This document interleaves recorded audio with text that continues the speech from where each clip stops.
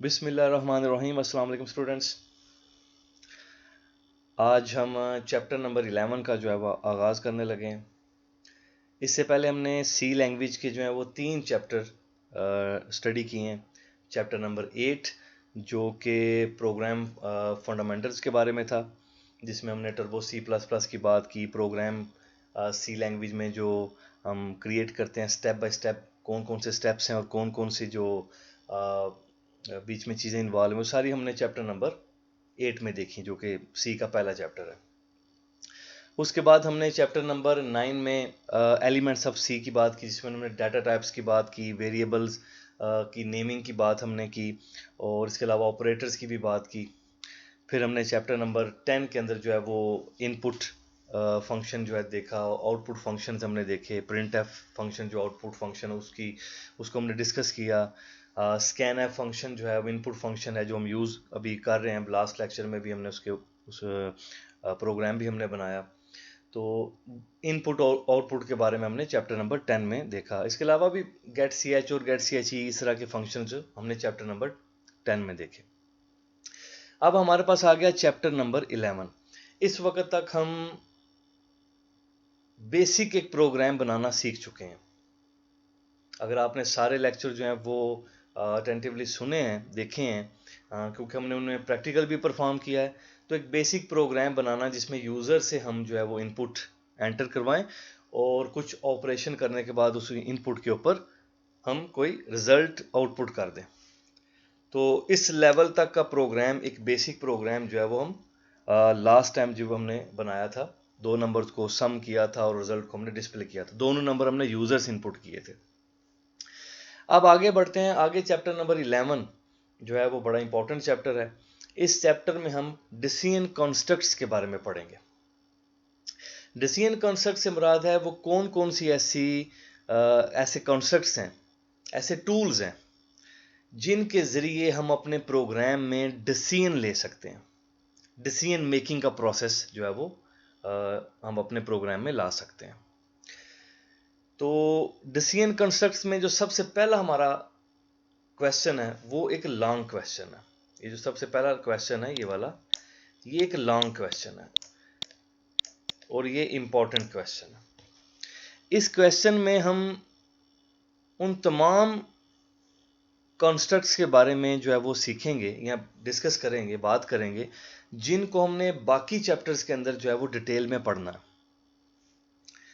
तो इस सवाल को शुरू करते हैं और फिर देखते हैं कि क्या हमें सवाल में जो है वो डेफिनेशन हमें देखने को मिलती है। सबसे पहले तो वो कह रहा है कि हमें बताएं कि कंट्रोल स्ट्रक्चर जो है वो क्या चीज़ है, और फिर वो कह रहा है कि जो वो basic control structure C language के हैं किसी भी प्रोग्राम को राइट करने के लिए, वो कौन से हैं उनको डिस्क्राइब करें। यानी कि कंट्रोल स्ट्रक्चर क्या है और कौन कौन से कंट्रोल स्ट्रक्चर या type of control structure C language में जो हम इस्तेमाल करते हैं उनके बारे में कह रहा है, आप हमें बताएं। तो सबसे पहले हम डेफिनेशन के ऊपर ही जाते हैं जी। कंट्रोल स्ट्रक्चर की डेफिनेशन क्या है? वैसे तो अगर वर्ड टू वर्ड देखें इसको, कंट्रोल स्ट्रक्चर ऐसा स्ट्रक्चर जिसको कंट्रोल किया जा सके, ये भी आप कह सकते हैं, या ऐसा स्ट्रक्चर जो कंट्रोल करने में आपकी मदद करता है। किसको कंट्रोल करने में मदद करता है, ये तो आगे हम देख सकते हैं इसकी डेफिनेशन में। या इसको जो है वो डेफिनेशन हम देखते हैं कि इसको किसी और मानी में हम ले सकते हैं। बहरहाल कंट्रोल स्ट्रक्चर के अंदर हम कंस्ट्रक्ट्स, ऐसे कंस्ट्रक्ट्स की बात ही करेंगे जिनके जरिए हम अपने प्रोग्राम की जो एग्जीक्यूशन है उसके फ्लो को कंट्रोल कर सकें।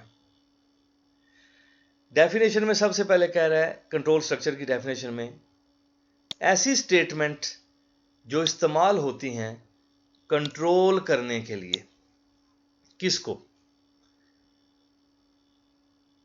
एग्जीक्यूशन के फ्लो को, एग्जीक्यूशन की तरतीब को। कौन सी इंस्ट्रक्शन चलेगी, फिर उसके बाद कौन सी इंस्ट्रक्शन चलेगी, फिर उसके बाद कौन सी इंस्ट्रक्शन चलेगी, ये जो फ्लो चलता है किसी भी प्रोग्राम में, इस फ्लो को कंट्रोल करने वाली स्टेटमेंट किसी भी प्रोग्राम में, क्या कहलाती हैं? कंट्रोल स्ट्रक्चर कहलाती हैं। कंट्रोल स्ट्रक्चर जो सी में है, कंट्रोल स्ट्रक्चर्स जो सी में है, वो इस्तेमाल होते हैं जी क्या करने के लिए? कंबाइन करने के लिए। किनको कंबाइन करने के लिए? किनको इकट्ठा करने के लिए?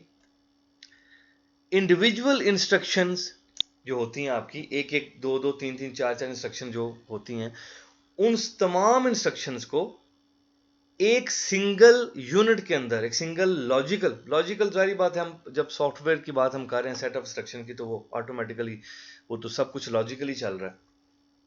एक सिंगल यूनिट में कन्वर्ट करने के लिए हम इन कंट्रोल स्ट्रक्चर्स को इस्तेमाल करते हैं। कंट्रोल, ये जो लॉजिकल यूनिट वो कह रहा है जिस यूनिट का एक ही एंट्री पॉइंट होगा और एक ही एग्जिट पॉइंट होगा। अभी हम थ्योरी की बात कर रहे हैं। अब थ्योरी में आप इन चीज़ों को थोड़ा सा कंफ्यूज होंगे कि आपको लगेगा कि शायद ये हमें समझ नहीं आ रही कि ये लॉजिकल यूनिट क्या है और इसका एक एंट्री पॉइंट और एक ही एग्जिट पॉइंट। वो हमें समझ आएगी जब जनरली हम एक छोटा सा प्रैक्टिकल देखेंगे इसका। तो इसलिए अभी थ्योरी को थोड़ा सा डिस्कस कर लेते हैं, फिर इंशाल्लाह प्रैक्टिकल देखते हैं, तो ये चीज़ें, ये लाइन सारी इंशाल्लाह क्लियर हो जाएंगी। तो आगे कह रहा है कि इंस्ट्रक्शंस इन अ प्रोग्राम, किसी भी प्रोग्राम के अंदर जो इंस्ट्रक्शंस होती हैं उनको ऑर्गेनाइज किया जा सकता है इन 3 काइंड्स ऑफ कंट्रोल स्ट्रक्चर, 3 किस्म के कंट्रोल स्ट्रक्चर्स में, या 3 किस्म के कंट्रोल स्ट्रक्चर्स के जरिए, ताकि क्या किया जा सके? एग्जीक्यूशन फ्लो को कंट्रोल किया जा सके।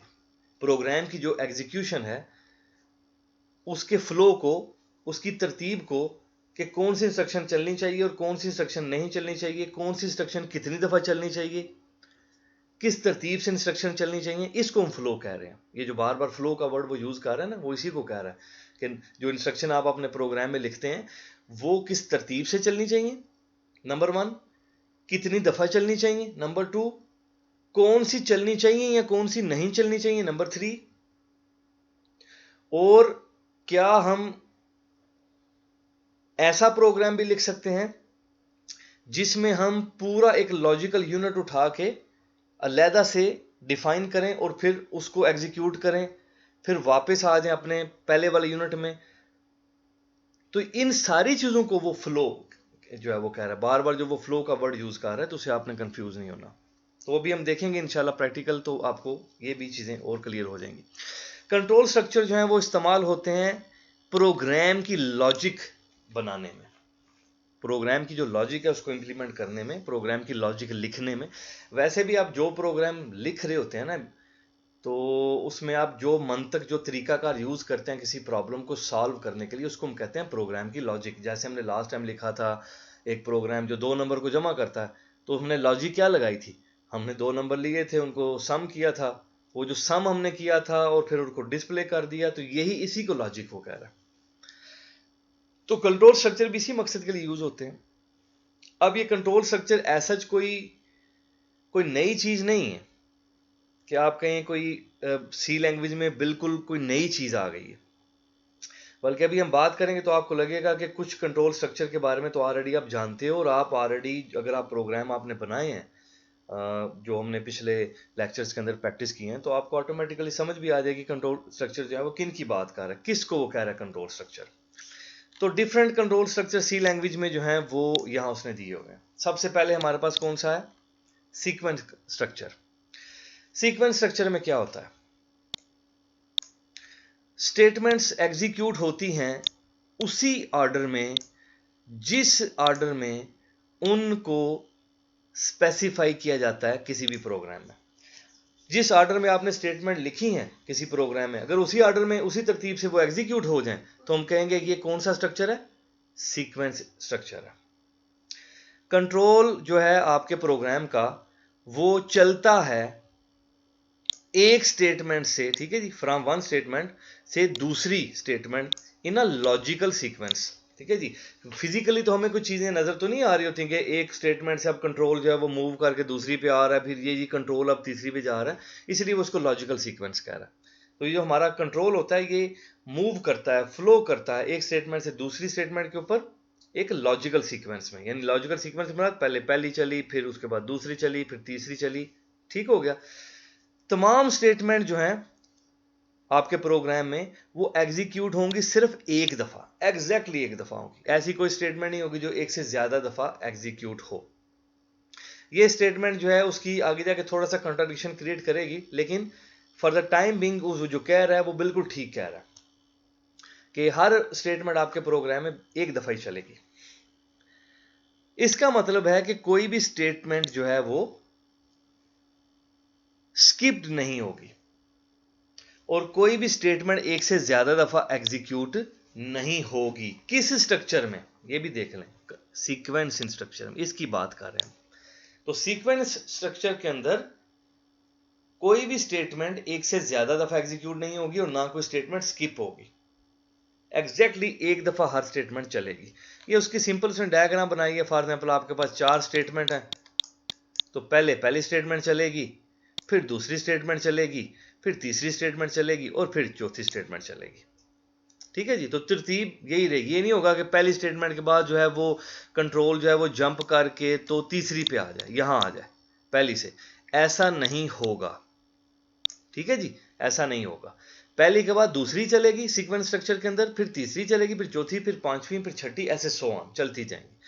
तो ये सीक्वेंशियल जो आपकी एग्जीक्यूशन है वो ऐसे होगी जी। ये एक सिंपल सी डायग्राम है, ये आपने बना के उसको आइडिया दे देना है कि सीक्वेंस स्ट्रक्चर में स्टेटमेंट कैसे एग्जीक्यूट होती है। उसके बाद आ गया हमारे पास सिलेक्शन स्ट्रक्चर।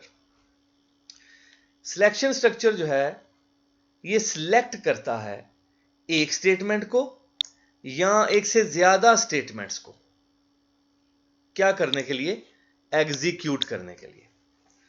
किसकी बेस के ऊपर, ऑन द बेसिस ऑफ किसी कंडीशन की बेस के ऊपर। किसी कंडीशन की बेस के ऊपर अगर कोई स्टेटमेंट या सेट ऑफ स्टेटमेंट एग्जीक्यूट हो रही हैं तो ऐसे स्ट्रक्चर को हम क्या कहेंगे, सिलेक्शन स्ट्रक्चर कहेंगे। इस स्ट्रक्चर में स्टेटमेंट या सेट ऑफ स्टेटमेंट जो होती हैं वो एग्जीक्यूट कब होती हैं, जब एक खास कंडीशन जो है वो ट्रू हो जाती है। आपको याद होगा हमने इफ स्टेटमेंट जो है वो, हालांकि इफ स्टेटमेंट इस चैप्टर में आगे इंशाल्लाह पढ़ेंगे, लेकिन हमने इफ स्टेटमेंट का एक प्रोग्राम देखा था। तो कंडीशन ट्रू होती थी तो वो आगे वाली स्टेटमेंट जो है वो वेरी नेक्स्ट स्टेटमेंट चलती थी, अदरवाइज वो नहीं चलती थी। तो उसी की बात कर रहा है, ये वही बिल्कुल बात कर रहा है। अभी हम प्रैक्टिकल में भी इसको भी मैं आपको दिखा दूंगा। तो और इग्नोर हो जाएंगी स्टेटमेंट या सेट ऑफ स्टेटमेंट अगर कंडीशन क्या हुई, फॉल्स हुई। ठीक है जी। There are different type of selection structure. हम इस चैप्टर के अंदर जो है वो मुख्तलिफ सिलेक्शन स्ट्रक्चर जो पढ़ेंगे, जिनमें हम इस चैप्टर में इफ स्टेटमेंट पढ़ेंगे, जिसकी एक छोटी सी झलक आपने देख ली, हमने लास्ट टाइम प्रैक्टिकल किया था। इफ एल्स स्टेटमेंट भी पढ़ेंगे और स्विच स्टेटमेंट की बात भी करेंगे। तो इनके प्रैक्टिकल्स भी देखेंगे और इन तीनों सिलेक्शन स्ट्रक्चर्स को भी हम इस प्रोग्राम में देखेंगे। ठीक है जी। तो इनकी बात भी इंशाल्लाह करेंगे। ये जो चैप्टर है, चैप्टर नंबर 11, ये इन्हीं 3 स्टेटमेंट के ऊपर होगा भाई। इस चैप्टर का नाम क्या है, डिसीजन कंस्ट्रक्ट्स। तो इस चैप्टर में हम इन्हीं 3 स्टेटमेंट के ऊपर जो है वो डिस्कस करेंगे। इसमें इन्हीं का जिक्र है। इसका भी उसने एक फ्लो चार्ट आपको बना के दिखा दिया है, जैसे उसकी डायग्राम बनाई कि कंट्रोल ऊपर से आएगा, आगे सबसे पहले कंडीशन चेक करेगा। अगर कंडीशन ट्रू हुई, यानी अगर कंडीशन ट्रू हुई तो पहली स्टेटमेंट चल जाएगी, और अगर कंडीशन फॉल्स हुई, ये देखें फॉल्स हुई, इस तरफ फॉल्स है, तो दूसरी स्टेटमेंट चल जाएगी और उसके बाद कंट्रोल आगे चला जाएगा। आगे जो स्टेटमेंट होंगी वो चलना शुरू हो जाएंगी। ठीक है जी। तो ये सिंपल सी इसका एक फ्लो चार्ट है, ये भी आपने बनाना है। उसके बाद हमारे पास आ गया तीसरा कंट्रोल स्ट्रक्चर, या तीसरा स्ट्रक्चर कह लें, रेपिटेशन स्ट्रक्चर।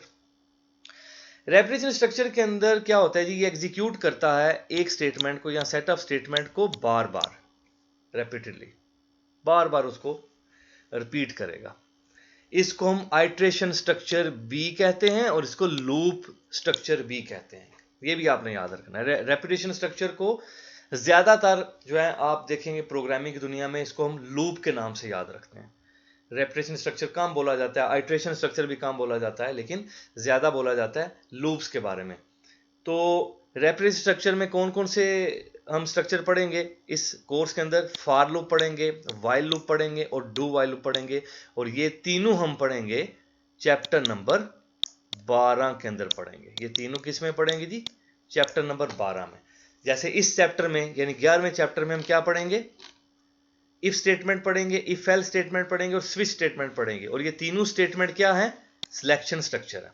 सिलेक्शन स्ट्रक्चर में ये कह लेंगे सिलेक्शन स्ट्रक्चर के तौर पे इस्तेमाल होती हैं, डिसीजन मेकिंग के लिए इस्तेमाल होती हैं। इसी तरह चैप्टर नंबर 12 में हम लूप्स के बारे में पढ़ेंगे। और कौन कौन सी लूप्स पढ़ेंगे? लूप्स में हम फॉर लूप पढ़ेंगे, वाइल लूप पढ़ेंगे, डू वाइल लूप पढ़ेंगे। आप इन तीनों लूप्स को आइटरेशन स्ट्रक्चर कह लें, आप इनको रेपिटेशन स्ट्रक्चर कह लें, आप तीनों को लूप कह लें, एक ही बात है। इसमें क्या होगा? कंट्रोल ऊपर से आएगा, कंडीशन चेक करेगा लूप की। अगर कंडीशन ट्रू है तो उसकी स्टेटमेंट जो है वो एग्जीक्यूट करेगा, फिर वापस कंट्रोल जो है ऊपर चला जाएगा, फिर आएगा कंडीशन के ऊपर, फिर चेक करेगा कंडीशन को। अगर फिर ट्रू हुई फिर स्टेटमेंट को चला देगा उसके अंदर, फिर चलता जाएगा चलता जाएगा। जब कंडीशन होगी फॉल्स तो लूप आपकी टर्मिनेट हो जाएगी और कंट्रोल आपका फिर आगे चला जाएगा और आगे जो स्टेटमेंट है उनको चलाना शुरू कर देगा। तो ये है हमारे पास रेपिटेशन स्ट्रक्चर। ये भी मैं आपको एक झलक दिखा दूंगा इसी लेक्चर के अंदर, लेकिन पढ़ेंगे इंशाल्लाह इन लूप्स को चैप्टर नंबर 12 के अंदर, रेपिटेशन स्ट्रक्चर्स को। उसके बाद चौथा हमारे पास जो है ये है जी फंक्शन कॉल। फंक्शन कॉल ऐसी स्टेटमेंट्स होती हैं जी जो मूव करती हैं आपके कंट्रोल को एक दूसरे ब्लॉक ऑफ कोड में। यानी आपका स्टेटमेंट आपकी चल रही है, या जैसे आपकी ये स्टेटमेंट चली ये वाली, उसके बाद नीचे एक आ गई फंक्शन कॉल की स्टेटमेंट। ये इस फंक्शन कॉल की स्टेटमेंट आपके कंट्रोल को एक और फंक्शन में भेज देगी। उस फंक्शन की सारी स्टेटमेंट एग्जीक्यूट होंगी पहले, और फिर वहां से कंट्रोल वापस रिटर्न होगा और वापस आपके प्रोग्राम में आएगा, और फिर इस प्रोग्राम की जो बाकी की स्टेटमेंट है ये फिर एग्जीक्यूट हो जाएंगी। तो कंट्रोल रिटर्न होगा जी वापस एग्जीक्यूट करने के बाद तमाम स्टेटमेंट उस ब्लॉक के अंदर, और फिर जो बाकी रिमेनिंग स्टेटमेंट होंगी वो एग्जीक्यूट होंगी, ठीक है जी, immediately after the function call when the function is return. और जैसे मैंने बताया कि वापस आपका कंट्रोल आएगा तो ये बाकी की जो स्टेटमेंट इमीडिएटली एग्जीक्यूट हो जाएंगी, फंक्शन कॉल के बाद वाली स्टेटमेंट वो भी एग्जीक्यूट हो जाएंगी। तो ये है हमारे पास फंक्शन कॉल। ये भी एक कंट्रोल स्ट्रक्चर आप इसको कह लें, या इसको टाइप ऑफ स्टेटमेंट कह लें, लेकिन उसने इसको कंट्रोल स्ट्रक्चर के अंदर लिखा हुआ है। बेसिकली तो उसने ऊपर लिखा था कि हम जो है वो 3 कंट्रोल स्ट्रक्चर जो है वो हम इसमें बात करेंगे, लेकिन इसने इसमें चौथे का जिक्र कर दिया और वो है फंक्शन कॉल। तो आप इसको कंट्रोल स्ट्रक्चर के तौर पर ही लिखेंगे। जब ये सवाल आए कंट्रोल स्ट्रक्चर का तो आप इसको कंट्रोल स्ट्रक्चर के तौर पर लिखेंगे।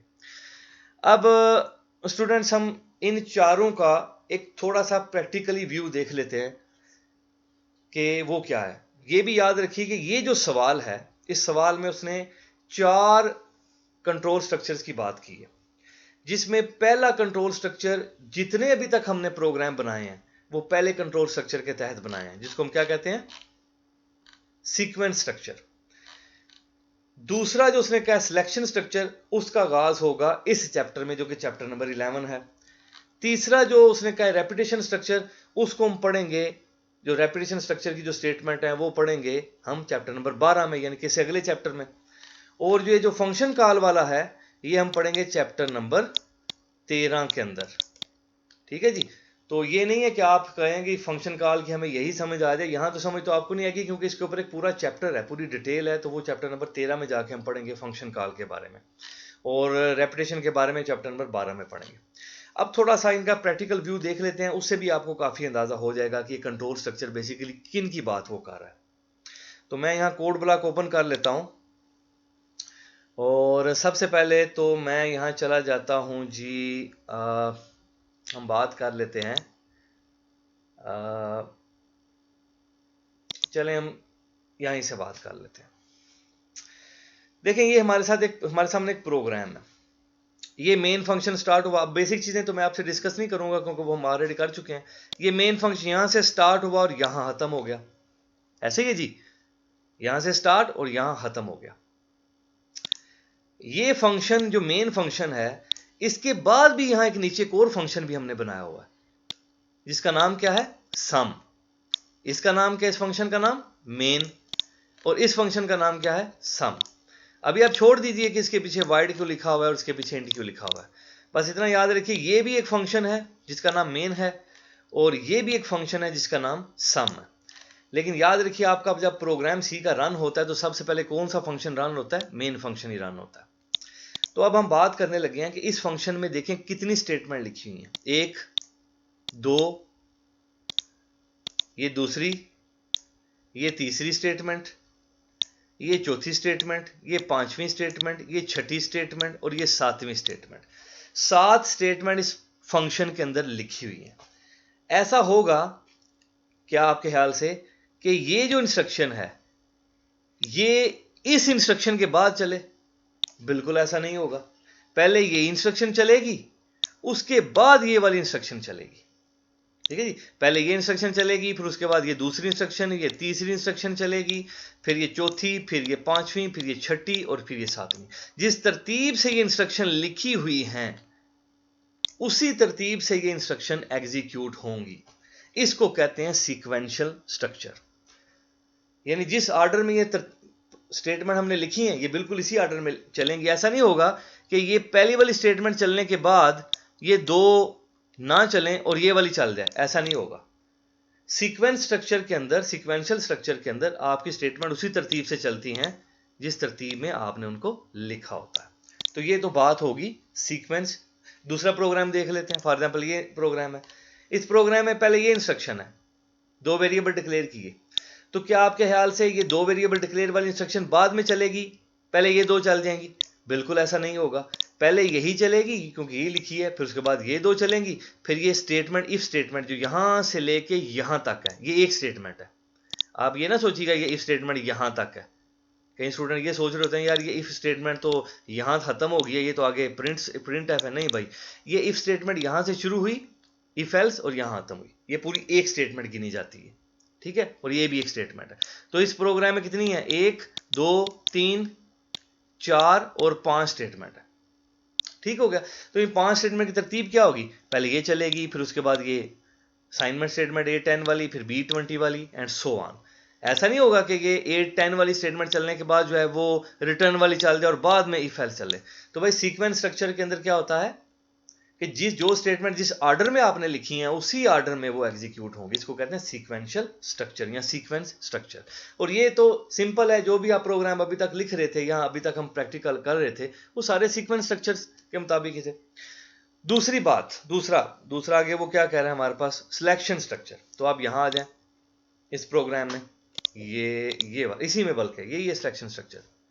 आप बताएं मुझे सीक्वेंस स्ट्रक्चर की मिसाल तो इसमें हमें वो तो हम बात होगी कि ये सीक्वेंस स्ट्रक्चर तो है, लेकिन ये जो स्टेटमेंट है इफ स्टेटमेंट, हमने अभी पढ़ा है कि इफ स्टेटमेंट जो है वो एक सिलेक्शन स्ट्रक्चर स्टेटमेंट है। पढ़ा ना, उसमें 3 स्टेटमेंट होती हैं।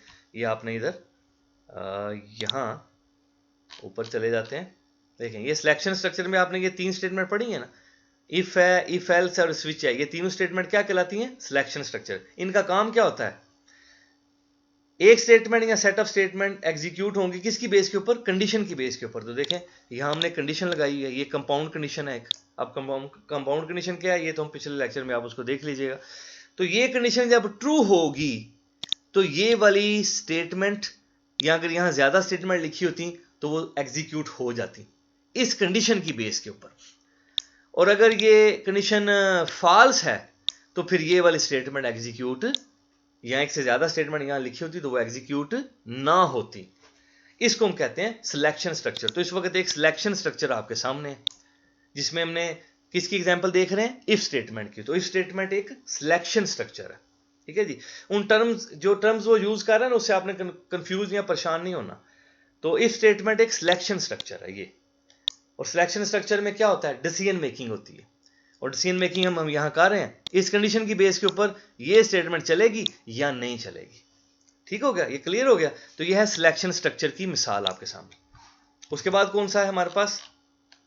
रेपिटेशन। रेपिटेशन में हम चलते हैं यहां देखें, ये एक सिंपल सा प्रोग्राम है। मैंने ये फॉर लूप लिखी है। फॉर लूप एक स्टेटमेंट है जो यूज होती है किसी स्टेटमेंट को, एक स्टेटमेंट को या एक से ज्यादा स्टेटमेंट को बार बार रिपीट करने के लिए, एग्जीक्यूट करने के लिए। और मैं आपको यहाँ ये नहीं बताऊंगा ये फार मैंने क्यों लिखा, ये ब्रैकेट क्यों लगाई और ये अंदर मैंने क्या लिखा हुआ है, ये यहाँ कंडीशन मैंने क्यों लगाई, क्यों? क्योंकि ये हम पढ़ेंगे चैप्टर नंबर 12 में, जो इससे अगला चैप्टर होगा। ठीक है, तो इसलिए मैं उसकी बात नहीं करूंगा। सिंपल अभी आपको सिर्फ दिखाना मकसद था कि ये एक रेपिटेशन कंट्रोल स्ट्रक्चर है, ये एक रेपिटेशन स्ट्रक्चर है, ये एक आइट्रेशन स्ट्रक्चर है, या ये एक लूप है। और लूप में कौन सी लूप?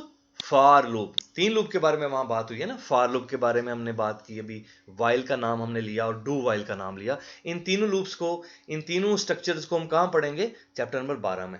तो देखें, अब ये मैं प्रोग्राम चलाऊंगा, अब वैसे थोड़ा सा अंदाजा आपको हो रहा होगा, ए इनिशियलाइज करवाया मैंने 1 से, ए जब तक छोटा है 50 से तब तक ये लूप चलती रहे, यानी जब तक ये कंडीशन ट्रू है तब तक ये वाली स्टेटमेंट एग्जीक्यूट होती रहे।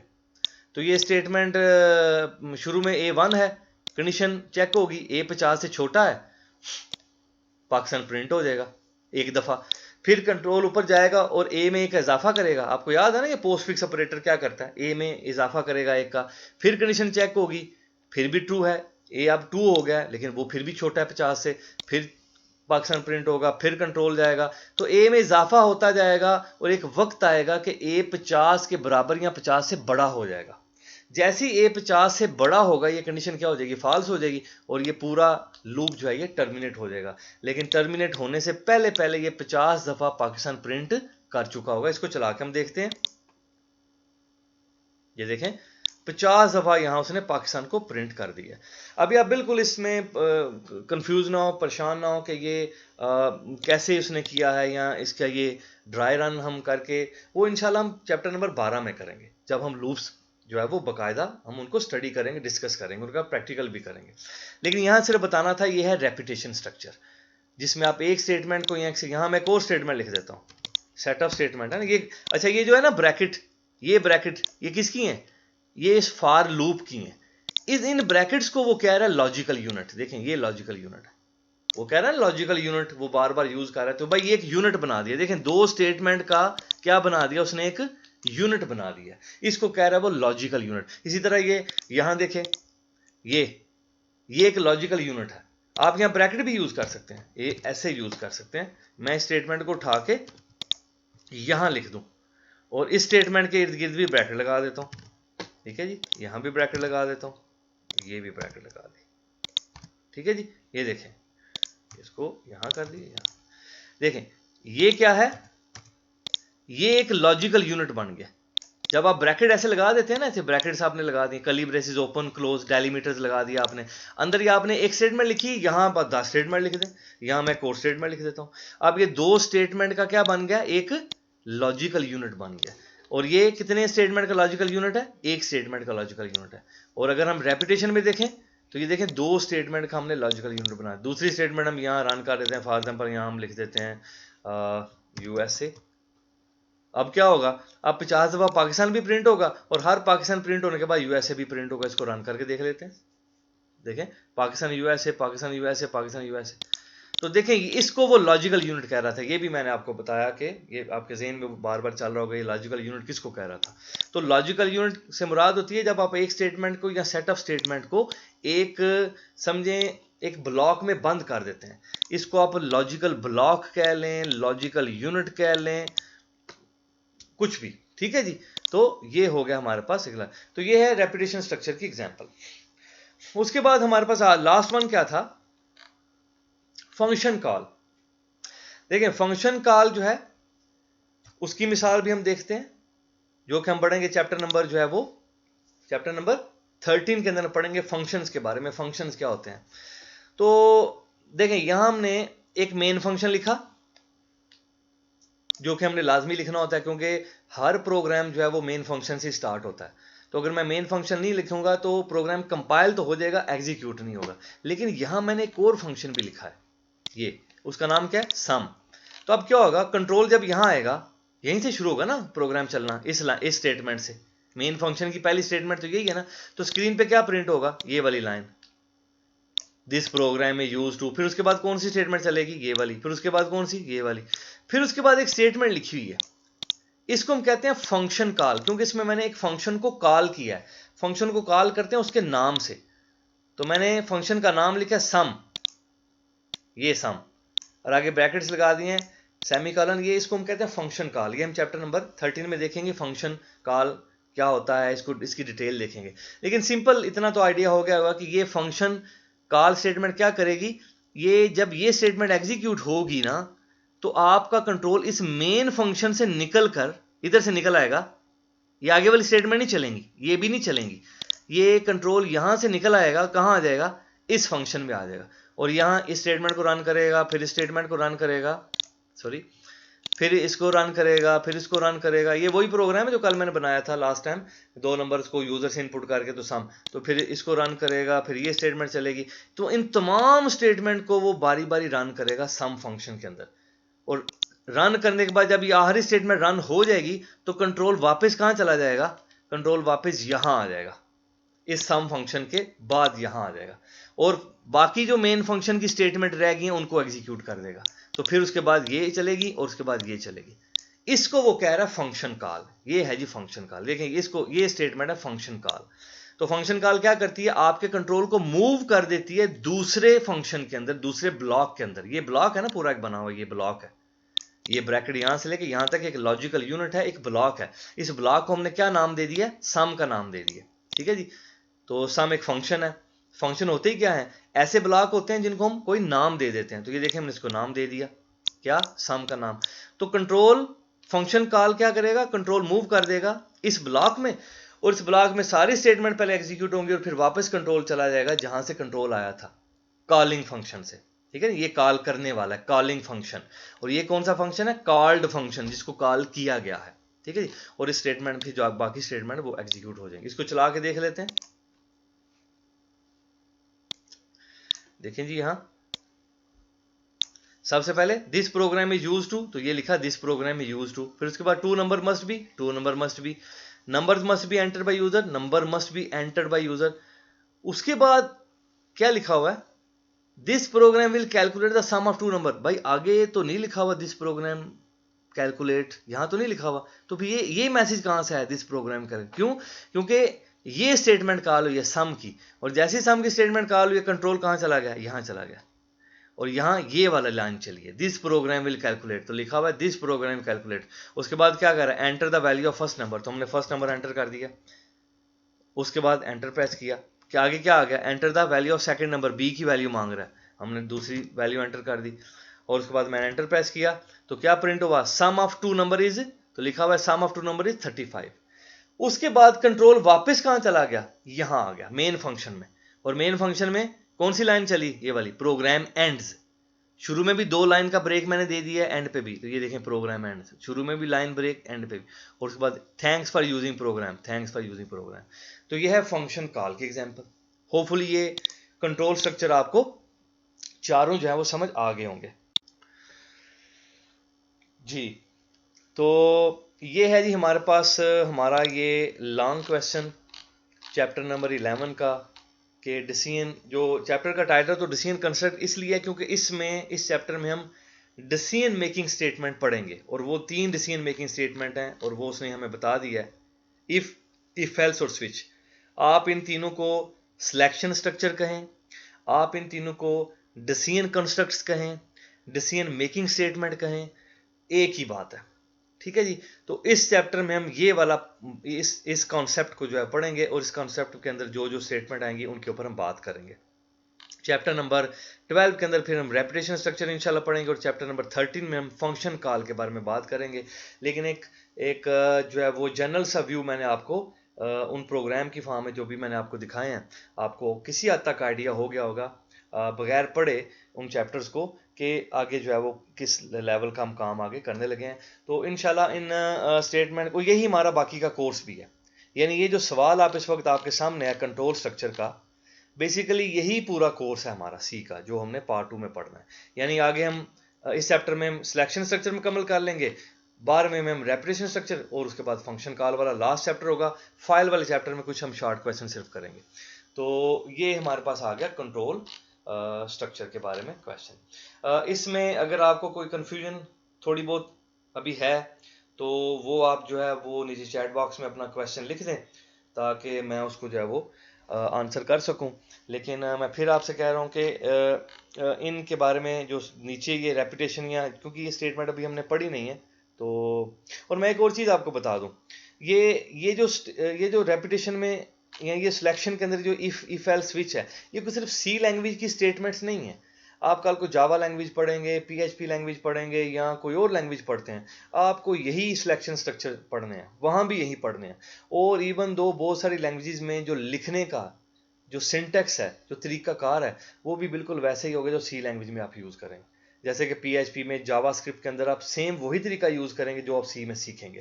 इसी तरह आप दूसरी कोई भी लैंग्वेज उठा लें, VB.NET उठा लें, C# उठा लें, वहाँ भी आपको यही फॉर, यही वाइल, यही डू वाइल जो है, यही एक दो जो लूप स्टेटमेंट है, यही नजर आएंगी और बिल्कुल काम भी वैसी कार्य होंगी।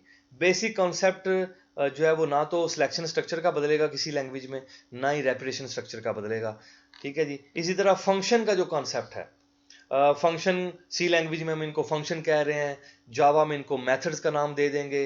जो है वो किसी जावास्क्रिप्ट में इनको शायद हम जो है वो उन जावास्क्रिप्ट में भी इनको फंक्शन कहेंगे, किसी और लैंग्वेज में हम इनको प्रोसीजर कह लें, किसी और लैंग्वेज में इनको मॉड्यूल्स कह लें, कुछ भी। ठीक है जी। तो ये एक ही बात है, कॉन्सेप्ट सेम रहेगा। फंक्शंस का जो मेन थीम आइडिया है वो हर लैंग्वेज में आपका यही रहेगा जो आपने अभी पढ़ना है। इसलिए मैं बार बार कहता हूं कि आप ये ना सोचिएगा कि आप सी लैंग्वेज सीख रहे हैं। आपका जो मेन कॉन्सेप्ट, मेन फोकस होना चाहिए वो इस चीज़ के ऊपर कि हम प्रोग्रामिंग सीख रहे हैं। तो ये जेनेरिक कॉन्सेप्ट्स के कॉन्टेक्स्ट में हम चीज़ें आप इनको देखें, बजाय कि आप देखें जी हम सी लैंग्वेज में हमने जो है वो इफ स्टेटमेंट सीखी है, तो जावा में जाएंगे तो क्या वहाँ नई कोई इफ स्टेटमेंट आ जाएगी? नहीं, बिल्कुल यही होगी, इवन तो लिखने का तरीका भी यही होगा। तो ये सी लैंग्वेज सीखने के बाद आपके तकरीबन बाकी लैंग्वेजेस के 30-40% इश्यूज हैं वो वैसे ही रिजॉल्व हो जाएंगे। बाकी उन लैंग्वेजेस के अंदर जो अपनी फंक्शनैलिटी है एडिशनल, जैसे जावा में नेटवर्किंग के ऊपर काम हो रहा है, मोबाइल डेवलप एप्स के ऊपर काम हो रहा है, या बाकी जो पाइथन है उसके ऊपर जो है वो डाटा साइंसेस के ऊपर काम हो रहा है उसके ऊपर, तो वो वो फिर अपने उनके एडिशनल कुछ फीचर्स आ जाएंगे उस लाइन। बाकी बेसिक कॉन्सेप्ट आप यही मिलेगा आपको, यही आपकी बेस बन रही है, तो इसको आपने देखना है। बच्चे अगर कोई सवाल है तो वो नीचे आप लिख दें। आज के लेक्चर में इतना ही, बहुत शुक्रिया।